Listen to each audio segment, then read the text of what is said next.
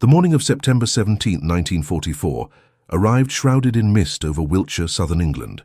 The Royal Air Force training ground at Netheravon was silent at that hour, except for the wind whipping across the grass runways and the distant sound of engines being tested in the hangars. It was the kind of silence that precedes impossible decisions, the kind that forces a man to choose between regulations and intuition. Lieutenant William Frederick Hawkins was 32 years old, with dark hair perpetually dishevelled by his leather helmet and a mixed reputation among his superiors. Born in Lancashire, the son of a railway engineer and a mathematics teacher, Hawkins had grown up surrounded by calculations and machines. Before the war, he worked designing braking systems for locomotives. When he was drafted in 1940, his skill with numbers and mechanics led him not to the infantry, but to the glider regiment of the British Royal Air Force. There he learned to fly engineless, silent, and fragile aircraft designed to land once in enemy territory and never take off again. Hawkins wasn't the kind of pilot the manuals extolled. He didn't seek glory. He didn't talk about courage. What drove him was an obsessive curiosity about how things worked, and a constant frustration with the limits imposed by the rules. For him, a glider wasn't just a disposable vehicle. It was an aerodynamic equation waiting to be solved in another way. That morning he stood before an airspeed Horsa, the most widely used assault glider by the Allied forces. 16 meters in wingspan, with a plywood and canvas fuselage, it could carry 28 men or a jeep with an anti-tank gun. But the Horsa Hawkins observed was empty. Damaged during a forced landing 2 weeks earlier, it had been deemed unfit for combat missions. The right wing had a structural crack, and the landing gear was bent. The glider was scheduled for scrapping. Hawkins walked around the aircraft, his fingers touching the canvas surface stretched over the wood.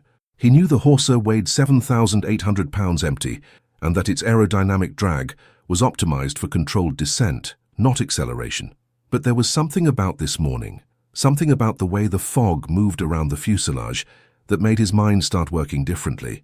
2 weeks earlier, Hawkins had attended a technical meeting in London where British Royal Air Force engineers discussed experiments with assisted propulsion for transport aircraft. The idea was simple in theory. Use solid-fuel rockets to provide extra thrust during takeoff, allowing heavy aircraft to take off from short runways. The rockets were called takeoff assist units, metal tubes filled with chemical propellant that burned for a few seconds, generating brutal and instantaneous thrust. Hawkins had heard this and immediately thought, if a heavy plane can use rockets to take off faster, why couldn't a glider use rockets to fly itself? The idea was absurd, technically speaking. A glider was designed to glide, not to accelerate. Adding rockets to a wooden canvas structure seemed more a recipe for disintegration than flight. But Hawkins couldn't stop thinking about it.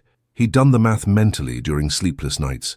If he could attach 2 launch assist rockets to the sides of the fuselage, angled correctly, and ignite them simultaneously, the thrust would be enough to propel the glider without towing. For 15, maybe 20 seconds, that Horsa could soar like a rocket. The problem wasn't physics. The problem was that no one had authorized it. No operations manual mentioned the independent use of rockets on gliders. No superior had approved such tests. And Hawkins knew that if something went wrong, he would be held responsible not only for destroying military equipment, but for needlessly endangering his own life. But there was something deeper that morning. Something Hawkins felt every time he looked up at the haze-shrouded sky. Warfare was changing. Glider missions were becoming more dangerous, longer, more dependent on tow planes that weren't always available. If he could prove that a glider could take off on its own, even for a few seconds, it would change everything. It wouldn't save lives now, but it could open a door to something bigger. Hawkins stepped away from the Horsa and walked to the maintenance hangar. Inside, stacked in wooden crates with hazard warning signs, were the launch assist units, 5-foot-long steel tubes, each containing enough propellant to generate 1,500 kilograms of thrust for 12 seconds. Hawkins knew where the tools were. He knew how to repair the rockets. He knew that if he waited for permission, it would never come. He glanced at his watch. 6:45 in the morning. The field was empty. The other pilots wouldn't arrive until after 8. There was a window of opportunity, narrow as a scope slit, but enough. Hawkins took a deep breath. It wasn't courage he felt. It was clarity. The clarity of knowing that sometimes following the manual means never discovering what's possible. He entered the hangar and began loading the rockets. The work needed to be quick and quiet. Hawkins dragged 2 rocket tubes to the Horsa, the steel cylinders clinking lightly against the concrete runway. Each unit weighed approximately 40 kilograms, and he needed both hands to balance the weight. Fog still blanketed the field, but he knew it wouldn't last. In less than an hour, sunlight would begin to pierce the fog, and with it would come the mechanics, the instructors, the operations officers. Hawkins had a window of time that was shrinking by the minute. He positioned the rockets on the sides of the Horsa's fuselage, just below the wings, where the structure was most reinforced. The mountings needed to be solid enough to withstand the thrust, but they also needed to be aligned with the glider's center of gravity. If the rockets were skewed even by a few degrees, the asymmetrical thrust would cause the Horsa to spin in the air like a dry leaf. Hawkins used braided steel cables and hand-tight clamps, the same type used to secure heavy loads on transport aircraft. He tightened each clamp 3 times, testing the strength with his hands and then with his own body weight. The ignition mechanism was the most delicate part. The takeoff assist rockets were designed to be ignited electrically, via a detonator connected to the tow plane's control panel. But the Horsa had no electrical system of its own. Hawkins had to improvise. He took 2 ignition cables from a spare parts box, connected them to the rocket's detonators, and ran them to the glider's cockpit. There, he attached the cable ends to a portable 12-volt battery, the kind used to power field radios. The battery would be located in the co-pilot's seat, and Hawkins would only need to touch the cables to the terminals to complete the circuit. It was rudimentary, but functional. As he worked, his mind reviewed the calculations once more. The empty Horsa weighed 3,800 kilograms. Each rocket would generate 1,500 kilograms of thrust for 12 seconds. That meant 3,000 kilograms of combined force, pushing an aircraft that normally needed to be towed by a bomber. The acceleration would be brutal, somewhere around 8 meters per second squared.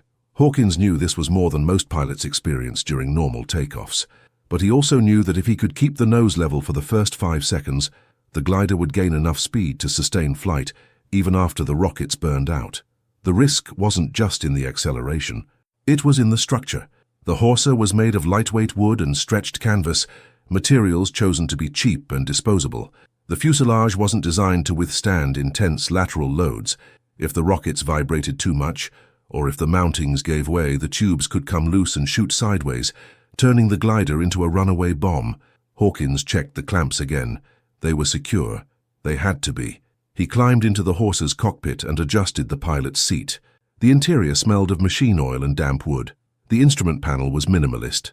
Altimeter, airspeed indicator, magnetic compass, and an external pitot tube to measure air pressure. No engine, no throttle, no power controls. Just the rudder pedals, the control stick, and the knowledge of how to use wind and gravity. Hawkins placed the battery on the seat next to him, the ignition cables carefully coiled. He tested the circuit once, just touching the wires without connecting them completely. A blue spark jumped between the terminals. The system was active. The grass runway ahead was approximately half a mile long, ending in a wooden fence, and beyond that, an open pasture. Hawkins knew he would need at least 300 meters to reach sustaining speed, somewhere around 50 miles per hour. The rockets would give him that speed, but the climb angle would depend entirely on his ability to control the stick at just the right moment. If he pulled too early, the Horsa would stall and fall. If he pulled too late, he would leave the runway before takeoff. Hawkins closed the cockpit hatch and fastened his seatbelt. The silence inside the glider was absolute. Outside, the fog was beginning to clear, and he could hear the distant chirping of birds in the surrounding fields. It was the kind of morning that should be quiet, peaceful. But Hawkins knew that in the next few minutes, that silence would be replaced by a roar no one in that field expected to hear. He gripped the control stick with his left hand and placed his right hand on the battery. The ignition wires were ready. All he needed to do was connect them, but before that, he allowed himself one last thought. If this failed, he would be removed from service. If it worked, he would be charged with insubordination. There was no scenario in which he wouldn't be punished, but there was one scenario, one only, in which he would prove that the impossible was merely a matter of calculation. Hawkins touched the cables to the battery terminals. The world exploded with sound and force. The 2 rockets ignited simultaneously, releasing jets of white and yellow flame that extended 5 meters behind the Horsa. The roar was deafening. a continuous thunder that vibrated the ground and shook the fuselage. The glider began to roll immediately, accelerating faster than Hawkins had anticipated. The grass runway ran beneath the wheels in a blurry line, and the airspeed indicator rose from 0 to 40 kilometers per hour in 3 seconds. Hawkins kept the stick slightly back, preventing the nose from lifting too early. He could feel the force of the rockets pushing the glider forward, but he could also feel the airframe groaning under the pressure. The left wing was shaking, and he had to adjust the rudder to keep the trajectory straight. 40 kilometers per hour, 40, 80. The end of the runway was approaching too fast. He pulled back on the stick. The Horsa left the ground. The glider banked steeply, its nose pointing toward the haze-shrouded sky as the rockets continued to burn with furious intensity. Hawkins felt his own weight pressing against the seat, the force of acceleration squeezing his chest like an invisible hand. The altimeter spun rapidly, marking 10 meters, then 20, then 30. The airspeed indicator hovered at 90 kilometers per hour, an absurd speed for a glider that normally flew at 40, but something was wrong. The left wing began to give way, tilting the Horsa to one side. Hawkins immediately realized what was happening. The structural crack that had doomed the glider was opening under the force of powered flight. The plywood was flexing unevenly, creating a difference in lift between the two wings. If he didn't correct it, the glider would enter a downward spiral in less than 10 seconds. Hawkins pushed hard on the right rudder pedal, while simultaneously tilting the stick slightly to the right. The movement was counterintuitive but necessary. He was using the aerodynamic drag of the rudder to compensate for the asymmetry of the wings, forcing the Horsa to fly crookedly on purpose so it would appear straight. The maneuver worked, but it required all his concentration. He needed to hold that position until the rockets burned out completely. 7 seconds had passed since ignition. The rockets were still roaring, but the sound was beginning to change, becoming higher-pitched, more unstable. Hawkins knew the propellant was running low. He looked ahead and saw the fog line dissolving above him, revealing a grey, empty sky. The altimeter read 200 feet. He was higher than any glider should be without a tow. Then, suddenly, the sound stopped. The rockets went out almost simultaneously, leaving only the whistling of the wind cutting through the canvas fuselage. The Horsa continued climbing for another 2 seconds, driven by inertia, before beginning to slow. Hawkins released the rudder pedal and adjusted the control stick, bringing the glider's nose down at a gentle angle. The transition from powered flight to gliding needed to be delicate, almost imperceptible. Any sudden movement could cause the Horsa to stall and drop like a stone. He did it. The glider entered a controlled descent, gliding through the air with the silent grace for which it had been designed. The airspeed indicator stabilized at 45 miles per hour, the ideal gliding speed. Hawkins took a deep breath, allowing himself a brief moment of relief. He had lifted off on his own. He had transformed a glider into a rocket, if only for 12 seconds. And he had survived. But the flight wasn't over yet. Hawkins looked down and realized he was much farther from the training ground than he'd planned. The rockets had propelled him not only upward, but also forward, covering nearly a mile in a straight line before fading. He was now over a rural area, with wheat fields and small farms scattered below. Fog still shrouded parts of the ground, but he could make out a dirt road winding between the fields. He needed to find a place to land. The Horsa had a descent rate of approximately 3 meters per second. Hawkins quickly calculated. At 200 feet, he had about 20 seconds of flight time before touching down. 20 seconds to choose a field, adjust the trajectory, and execute a powerless landing without instruments in a glider with a damaged wing. He spotted an open field to his right, a stretch of mown grass that looked fairly flat. It was shorter than the Netheravon runway, perhaps a quarter-mile long, but it was the best option available. Hawkins tilted the stick to the right, initiating a wide, controlled turn toward the field. The Horsa responded slowly, its left wing still resisting the movement. He had to compensate again with rudder, keeping the turn steady as he lost altitude, 30 meters. The field was closing in fast. Hawkins could now see that a low stone fence divided the field in half. He would need to land on the nearest half before the fence, 20 meters. The wind shifted, pushing the Horsa slightly to the left. Hawkins corrected, but the correction caused him to lose more altitude than he expected, 10 meters. The ground was rushing by below him now, the damp green grass visible through the cockpit's side windows.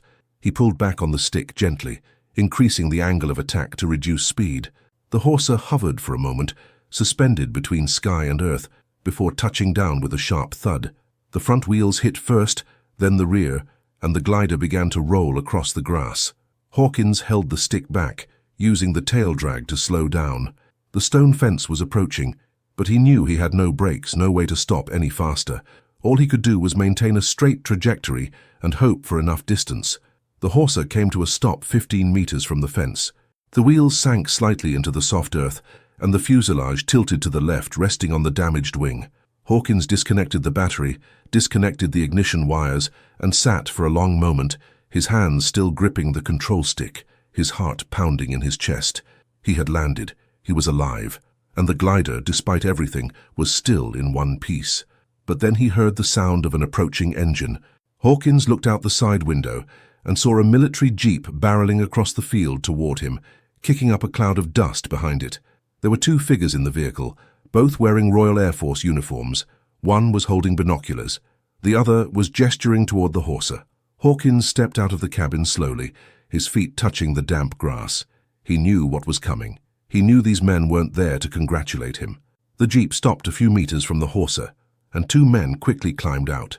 The first was a middle-aged captain with a graying mustache and an expression of disbelief mixed with suppressed fury. The second was a younger sergeant carrying a clipboard, glancing alternately between Hawkins and the rocket still attached to the glider's fuselage. Neither of them spoke immediately. The captain walked around the Horsa, examining the makeshift mountings, the burnt propellant residue on the sides of the aircraft, and the cracked left wing that now hung at an unnatural angle. Finally, he stood before Hawkins and crossed his arms. His voice was low, controlled, but there was an undercurrent of anger just beneath the surface. "Lieutenant Hawkins, explain what just happened here." Hawkins straightened his posture, keeping his hands at his sides. He knew there was no excuse that could soften what he had done, but he also knew that lying would be worse than the truth. "Sir, I performed an unauthorized power-assisted propulsion test on an airspeed Horsa glider. I used two manually attached takeoff assist units to the fuselage.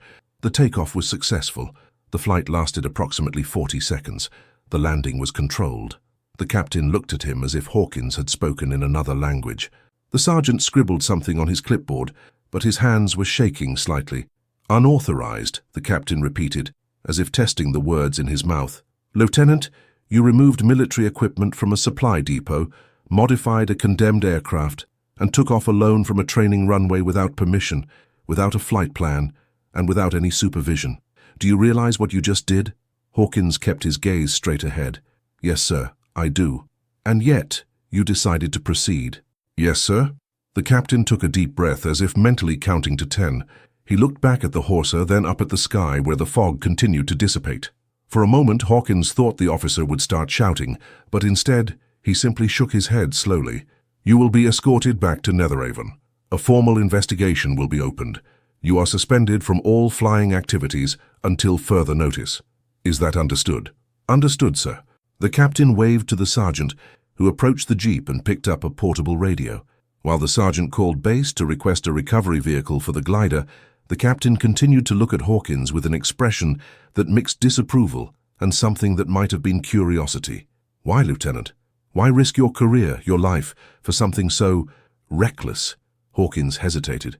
He knew the real answer was too complex to be summarized in a few words. But he tried. "Sir, gliders are treated like expendable equipment. We launch them over enemy territory and hope they land somehow. But if we could give them self-propulsion, even temporarily, it would change everything. Shorter takeoffs, less reliance on tow planes, greater tactical flexibility. I needed to know if it was possible." "And was it?" Hawkins looked at the Horsa, at the burned-out rockets, at the damaged wing that had still sustained the flight to the end. "It was, sir. With adjustments, it could be replicated." The captain didn't respond.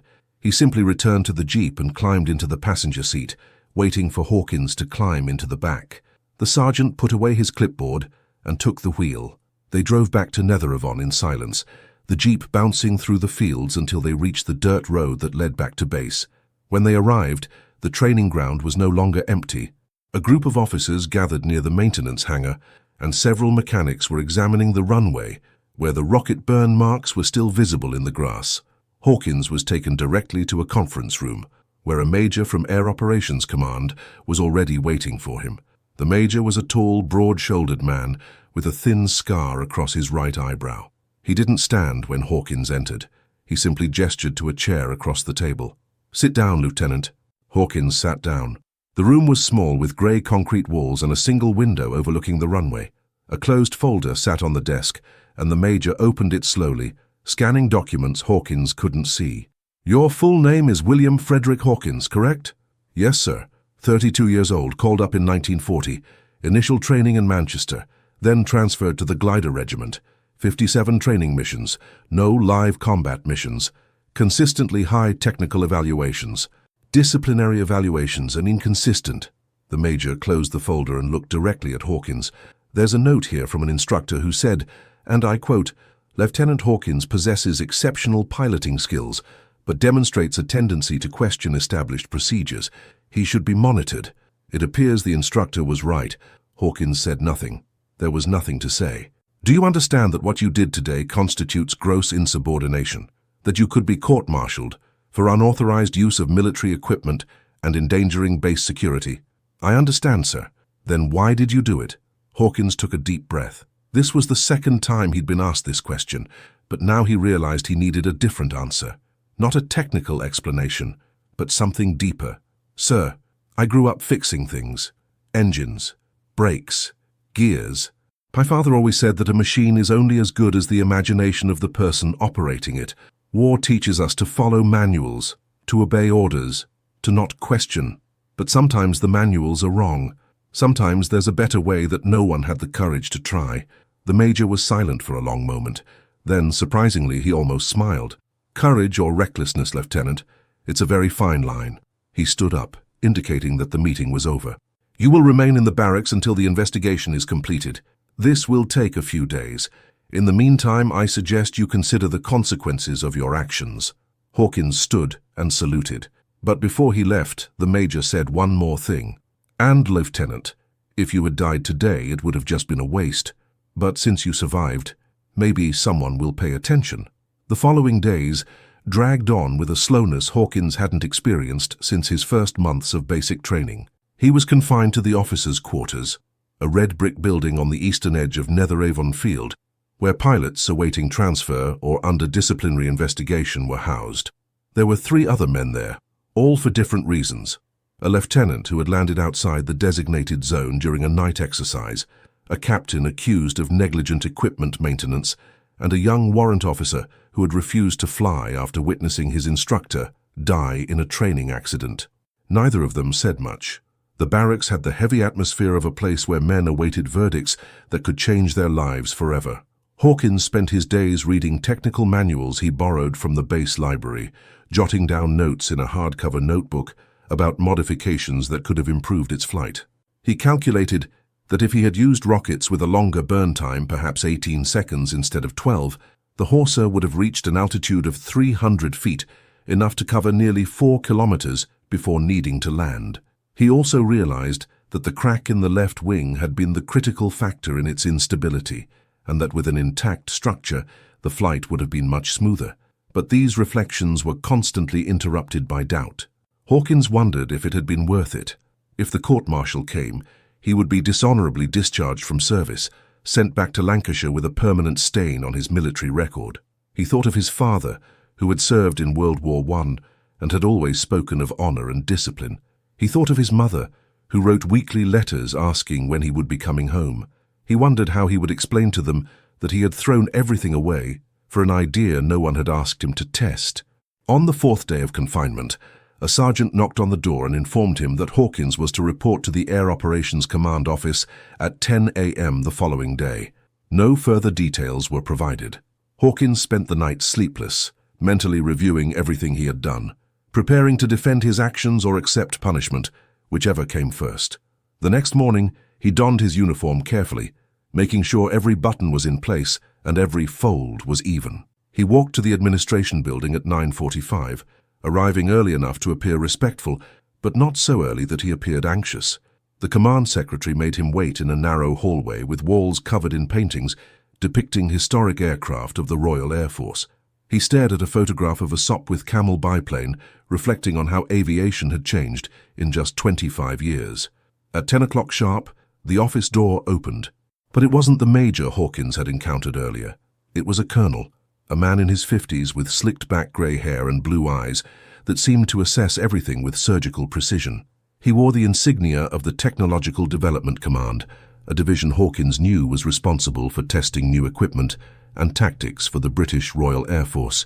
"Lieutenant Hawkins, please come in." The room was larger than Hawkins expected, with a solid oak desk covered in blueprints, reports, and aerial photographs.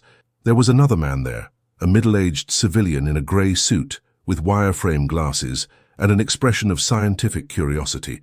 He wasn't introduced, but he nodded briefly to Hawkins before examining one of the documents on the desk again. The colonel sat down and motioned for Hawkins to do the same. He opened a different folder than the major had used, this one containing not only administrative documents, but also photographs. Hawkins recognized some of them. They were images of the Horsa after landing, showing the rockets attached to the fuselage, the burn marks, the damaged wing. There was also a photograph of the Netheravon runway, with the dark marks left by the jets of flame visible on the grass. "Lieutenant, I'll be straight with you. What you did was technically a violation of at least 6 different military regulations. If I followed protocol to the letter, you'd be facing a court-martial right now." Hawkins kept his expression neutral, but he felt his stomach tighten. "However," the colonel continued, "there is one detail that complicates matters. You have accomplished something our engineers have been debating for months without reaching a conclusion. You have proven, empirically and undeniably, that a glider can take off using power-assisted propulsion, and more importantly, you did so with readily available equipment and an approach that, while unauthorized, was technically sound." The bespectacled civilian spoke for the first time, his voice calm and scholarly. "We analyzed the propellant residue, the fastenings you improvised, and the calculations you left written down in the hangar. Everything indicates that you fully understood the variables involved, the choice of the fastening angle, the weight distribution, even the way you compensated for the wing asymmetry during flight. This was the work of someone knowledgeable in applied aerodynamics." Hawkins blinked, confused. He hadn't expected technical praise, he'd expected punishment. The colonel leaned back in his chair, his fingers interlaced on the table. "There's a war going on, Lieutenant.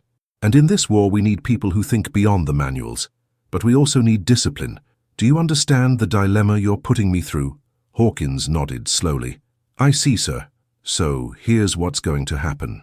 Officially, you will receive a formal reprimand for unauthorized use of equipment and violation of safety protocols.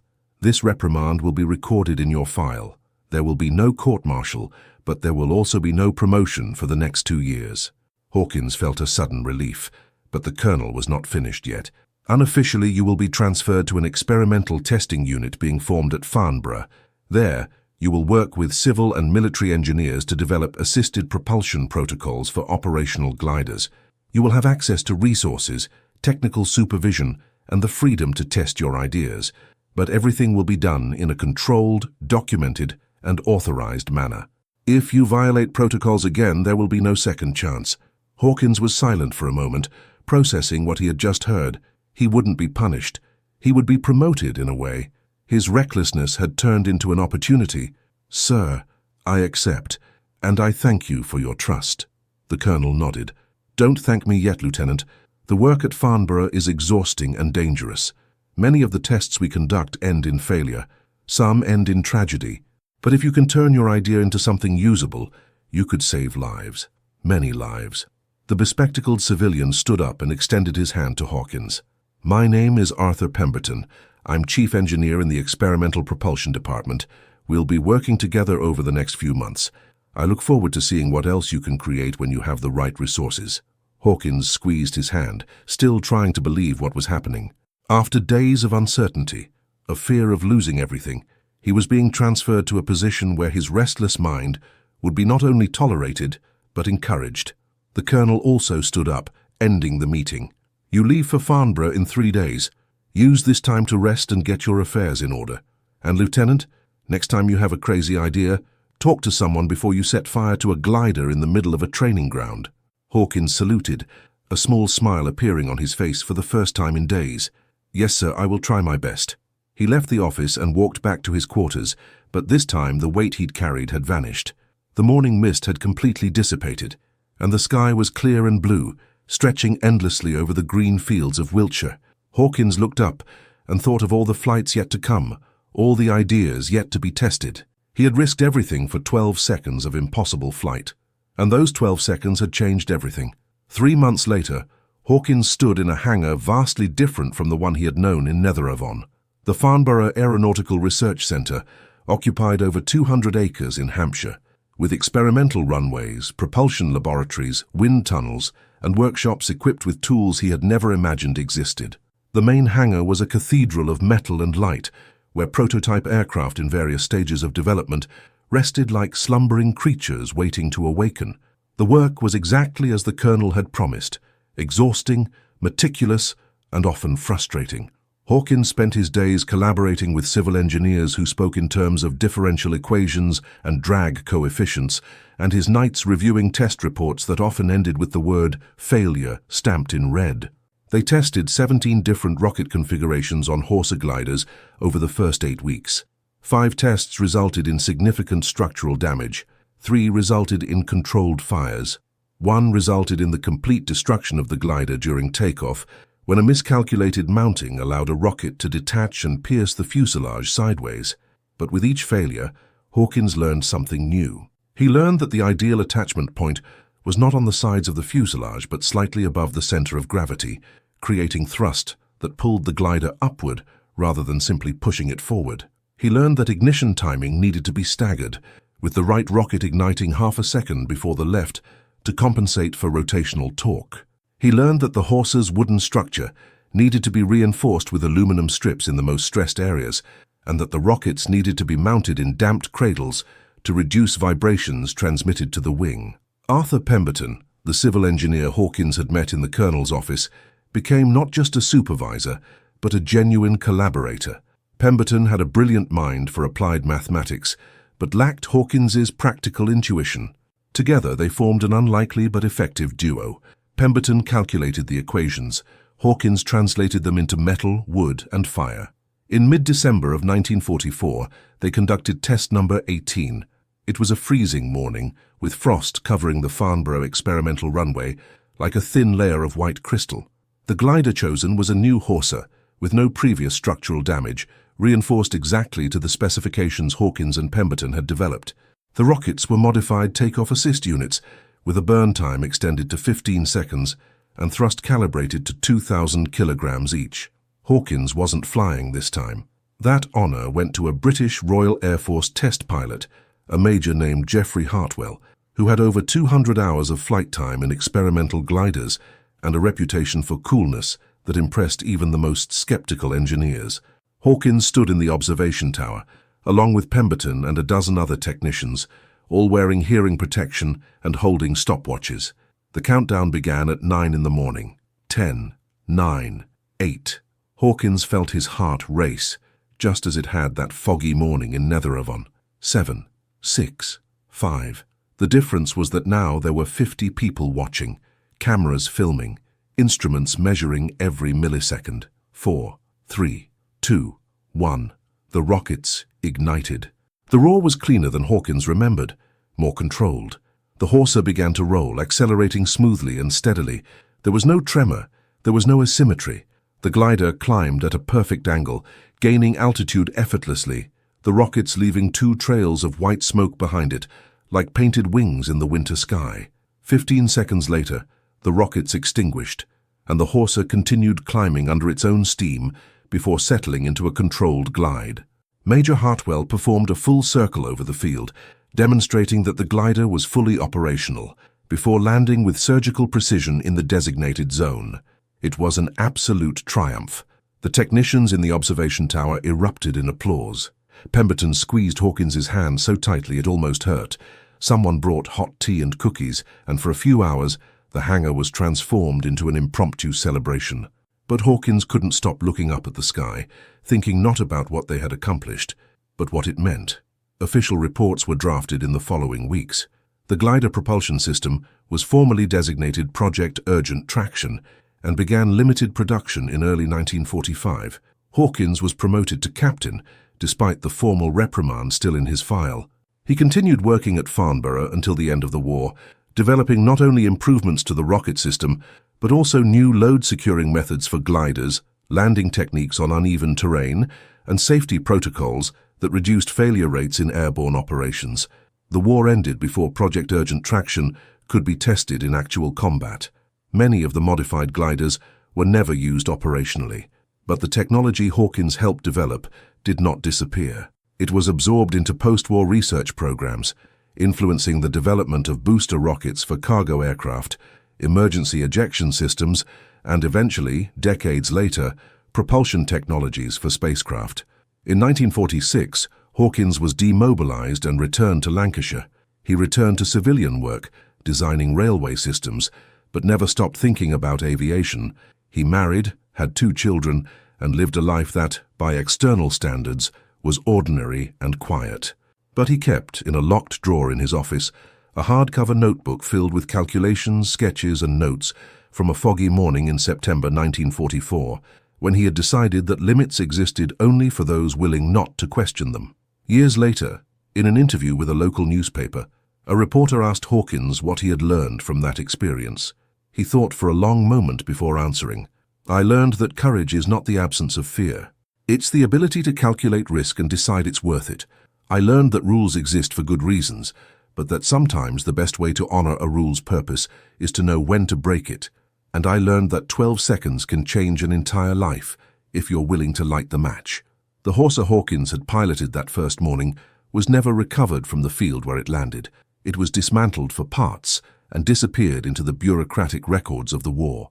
But the idea lived on, and in the history of military aviation, there is a small, almost invisible footnote mentioning a lieutenant named William Frederick Hawkins, who transformed a glider into a rocket and proved that the impossible was merely a matter of angle, thrust, and will. War teaches many lessons, some about strategy, others about sacrifice, but Hawkins's lesson was different. It was about what happens when ingenuity meets urgency, when an engineer's mind refuses to accept the world as it is and decides to show how it could be. It was about the quiet moment before connecting the cables, when the only thing between you and heaven is the courage to try. And sometimes, just sometimes, that moment is all it takes to change everything. If you've made it this far, thank you for following this story of calculated courage and innovation born of necessity. If this story touched you in any way, leave a comment below sharing your thoughts. Subscribe to the channel for more forgotten stories from World War II, where engineering, tactics, and humanity collide in the most unlikely moments. And if you know someone who enjoys aviation and military history, share this video. Until the next mission.